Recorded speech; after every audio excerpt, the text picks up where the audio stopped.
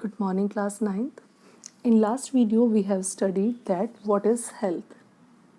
Health is a state of physical, mental and social well-being. Now we are going to discuss types of disease. Diseases are of different types. They are acute disease and chronic disease. Acute disease are those diseases which last only for a short period of time and doesn't have long term effect on health. ये वो disease होती हैं जो एक छोटे time of period के लिए आती हैं और हेल्थ के ऊपर कोई ज़्यादा इफ़ेक्ट नहीं डालती हैं.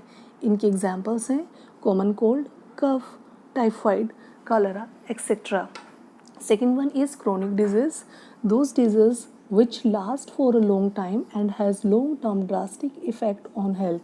ये वो डिजीज़ हैं जो बहुत लंबे समय तक चलती हैं और हेल्थ के ऊपर एक ड्रास्टिक इफेक्ट शो करती हैं. इसमें मेन एग्जांपल्स हैं diabetes, tuberculosis, elephantiasis, arthritis and cancer etcetera. Now we are going to discuss infectious diseases. Infectious diseases are also called communicable disease.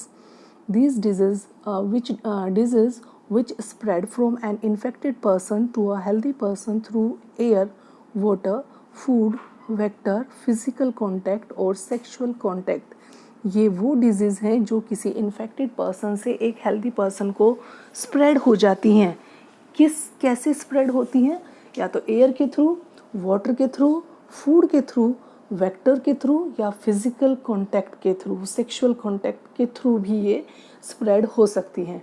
कौन कौन सी डिजीज़ आती हैं कम्युनिकेबल डिजीज़ के अंदर?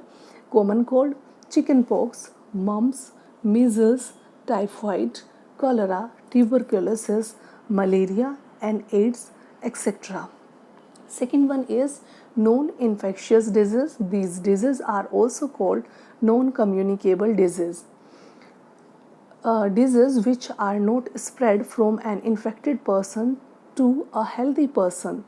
Examples: beriberi, rickets, scurvy, night blindness, diabetes, cancer, high blood pressure, etc.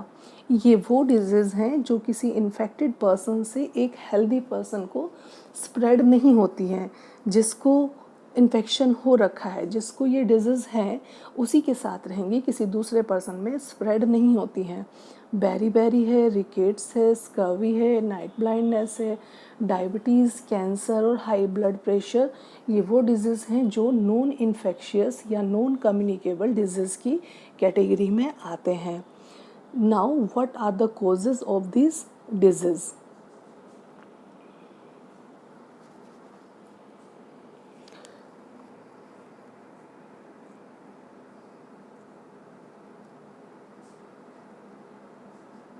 Causes of disease. In disease का कारण क्या होता है? ये डिजीज़ हो क्यों जाती है? क्या कारण है? Pathogens like virus, bacteria, fungi, protozoans और वॉर्म्स. इन सब डिजीज़ के स्प्रेड के पीछे पैथोजेंस होते हैं. Pathogens means harmful micro organism जो डिजीज़ स्प्रेड करते हैं. क्या क्या हो सकते हैं? वायरस, बैक्टीरिया, फंजाई, प्रोटोजोन्स और वॉर्म्स इसके अंदर आते हैं. Poor health and under nourishment. अब ये अटैक कैसे करते हैं? अगर किसी की हेल्थ कंडीशंस अच्छी नहीं है, पुअर हेल्थ है या फिर अंडर नरिशमेंट है, किसी की बॉडी में कोई कुपोषण का शिकार है, तो उसकी बॉडी में ये इजीली एंटर कर जाते हैं और डिजीज़ को स्प्रेड कर देते हैं. माल फंक्शनिंग ऑफ बॉडी पार्ट्स, या बॉडी के कुछ पार्ट्स अगर काम प्रॉपरली नहीं कर रहे हैं तो भी डिजीज़ कम्युनिकेबल होने के चांसेस बढ़ जाते हैं. एनवायरमेंटल पोल्यूशन, अगर हम किसी ऐसी जगह पर रह रहे हैं जहाँ पर पोल्यूशन का लेवल बहुत ज़्यादा है तो डिजीज़ स्प्रेड होने के चांसेस ज़्यादा बढ़ जाते हैं. जैसे आप लोगों ने देखा होगा जब दिवाली के बाद पोल्यूशन लेवल बढ़ता है तब कुछ डिजीज़ ऑटोमेटिकली आ जाती हैं टाइम बीइंग के लिए due to pollution. Next is genetic disorder. लेकिन कुछ ऐसी होती हैं जो जीन्स से जुड़ी हुई बीमारियां होती हैं. जीन्स से मतलब एक जनरेशन से दूसरी जनरेशन में वो स्प्रेड होती हैं. मीन्स वो बीमारी आपको आपके पेरेंट्स से मिलती है या किसी भी इन्फेक्टेड पर्सन को वो उसने खुद से नहीं की, किसी वायरस से उसे नहीं हुई है, वो उसको जीन्स के थ्रू मिली है. इसमें स्पेशली आएगा कलर ब्लाइंडनेस. कलर्स को पहचान नहीं पाते हैं इसमें, जो कि एक जेनेटिक डिसऑर्डर है। इन्फेक्शियस डिजीज़ स्प्रेड कैसे होती हैं, इनके पीछे कौन से एजेंट्स हैं जो स्प्रेड करने में इनको हेल्प करते हैं। The agents which cause infectious disease are called pathogens. These are virus, bacteria, fungi, protozoans and worms.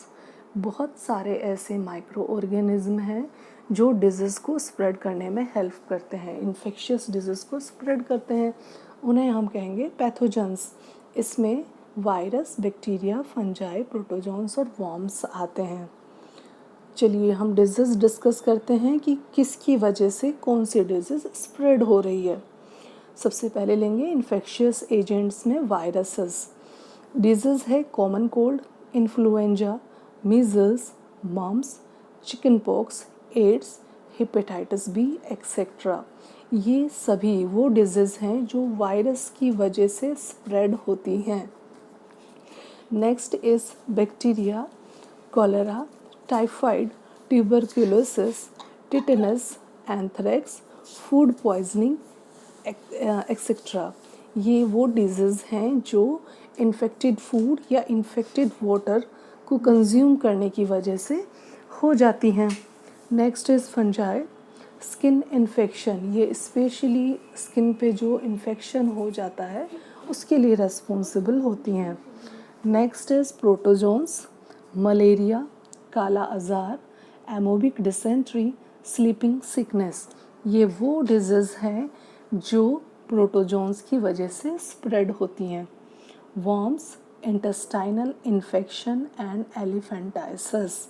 Worms की वजह से इंटेस्टाइनल इन्फेक्शन होता है और एलिफेंटाइसिस भी हो जाता है। एलिफेंटाइसिस आप लोगों को लग रहा होगा ये कैसा अनकॉमन नाम है, बिल्कुल अजीब है, एलिफेंट से रिलेटेड है। तो बिल्कुल ये एलिफेंट से इसका कोई रिलेशन नहीं है। इसमें क्या होता है, जिसमें ये बीमारी, जिस पर्सन को ये बीमारी हो जाती है उसके जो लिम्स होते हैं, उसके जो पैर होते हैं, स्पेशली पैर और हाथ, लिम्स का साइज़ बहुत फैल जाता है, बहुत मोटे मोटे हाथ और पैर हो जाते हैं, जस्ट लाइक एन एलिफेंट। इसीलिए डिजीज़ का नाम रखा है elephantiasis. Now means of spread of infectious diseases. Infectious disease spread from an infected person to a healthy person through air, water, food, vector, physical contact and sexual contact. जैसे कि अब हम सभी लोग जान चुके हैं कि जो इन्फेक्शियस डिजीज़ हैं वो उन्हें स्प्रेड होने के लिए एक मीन चाहिए। अब मीन कैसे मिलेगा? Through air, through water, food, vector, physical contact और सेक्सुअल कांटेक्ट। तो कौन कौन सी डिजीज़ हैं जो इन मीन्स के थ्रू स्प्रेड होती हैं? Let us study. Through air, air के थ्रू कौन सी डिजीज़ फैलेगी? Common cold, tuberculosis, pneumonia etcetera. ये ऐसी डिजीज़ हैं जो एयर के थ्रू स्प्रेड होंगी। Through water, cholera, amoebic dysentery etcetera. ये वो डिजीज़ हैं जो डर्टी वाटर पीने की वजह से स्प्रेड होंगी। थ्रू वेक्टर्स, वेक्टर्स मीन्स इसमें कोई इंसेक्ट्स या कोई एनिमल कैरी करता है इन्फेक्शियस डिजीज़ को और उनको ट्रांसमिट कर देता है एक हेल्दी पर्सन तक। Mosquito, malaria, dengue, yellow fever etcetera, ये सभी वो डिजीज़ हैं जिनको हम हर साल देखते भी हैं और हम इन्हें पढ़ भी चुके हैं पहले। Flies, typhoid, tuberculosis and diarrhoea, dysentery also. Through sexual contact, ये वो डिजीज़ है जो आप पहली बार पढ़ रहे हैं। सिफिलिस और AIDS, AIDS virus can be spread through blood transfusion and from the mother of her child during pregnancy and through breast feeding. AIDS acquired immunodeficiency syndrome है जो एक सेक्सुअल डिजीज़ है और जो एक माँ से उसके गर्भ में जो बच्चा पल रहा है उसको भी स्प्रेड हो जाती है, यहाँ तक कि जब वो मदर अपने बच्चे को फीड कराती है उसको भी स्प्रेड हो जाती है। जो पर्सन HIV पॉजिटिव होता है उसको सेक्सुअल कांटेक्ट से या फिजिकल कांटेक्ट से वो किसी भी नॉर्मल पर्सन को HIV पॉजिटिव कर सकता है।